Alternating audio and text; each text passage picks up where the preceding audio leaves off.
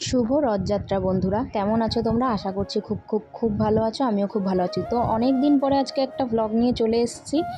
যেহেতু অনেক দিন ব্লগ করা হয়নি, তোমরা কিন্তু ব্লগগুলো আগের মতনই দেখো আর আমাদেরকে ভালোবাসা দিও। তো সকালবেলা ফ্রেশ হয়ে নিয়ে নিচে এসে দেখছি গাছে অনেকগুলো কামরাঙা হয়েছে।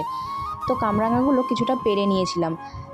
তারপরে দেখো সন্টু পাখি ব্রাশ করছে। তো ওকে ব্রাশ করিয়ে আমরা সবাই বসে পড়লাম ব্রেকফাস্ট করতে। এদিকে কী গল্প করছিলাম জানি না। তারপরে তোমাদের দাদাভাই বাজার থেকে আজকে মাটন নিয়ে এসছে, আর আমি বলেছিলাম একটু চর্বি দেখে নিয়ে আসতে। তো ভালোই হয়েছে যে ও একটু চর্বি দেখে নিয়ে এসছে। আমি এদিকে রান্না বসিয়ে দিলাম। তো রান্না করতে করতে আমার অবস্থাটা দেখো, যে ঘেমে নিয়ে এক হয়ে গেছি আমি। তারপরে তোমাদের দাদাভাই আর সন্টু পাখি স্নান করে এদিকে রথ সাজাচ্ছিল। আর দুপুরবেলা নিয়ে চলে এসেছিলো বিরিয়ানি। হ্যাঁ, আজকে মাংস হয়েছিল আর বিরিয়ানি নিয়ে এসেছিলো। তারপরে দেখো আজকে তোমাদের দাদাভাই বিরিয়ানি এনে বসে পড়েছে, বলছে বাইরে খুব গরম। আর এদিকে সন্টু পাখি খেলা করছে ওর পুতুল নিয়ে। তারপরে আর কি দুপুরের লাঞ্চটা সেরে নিলাম বিরিয়ানি আর মাটন কষা দিয়ে। তারপরে একটু এসে রেস্ট নিচ্ছিলাম, যেহেতু বিকালে আবার রথ নিয়ে বেরোবো তার জন্য।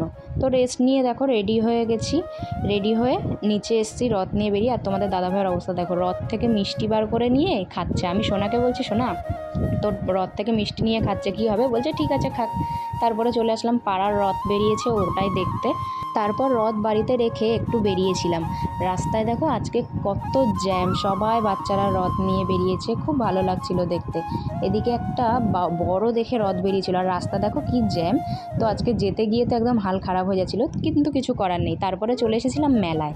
মেলায় এসে একটু ঘোরাফেরা করছি, যেহেতু আবার নেমন্তন্ন বাড়ি আছে, মানে আমার মামার বাড়িতে আজকে নেমন্তন্ন, ওদের বাড়িতে আজকে গৃহপ্রবেশ। তো সেখানেই যাবো, ওর জন্য সোনাকে একটু ঘুরিয়ে নিয়ে আজকে কিন্তু চলে এসেছিলাম, কারণ আজকে ঘোরার সময় নেই বেশি।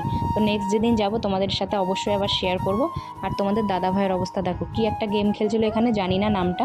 খেলে ও এই মগটা জিতেছে, মগটা জিতে কি আনন্দ করছে ও, যে দেখো দেখো আমি এই মগটা পেয়েছি।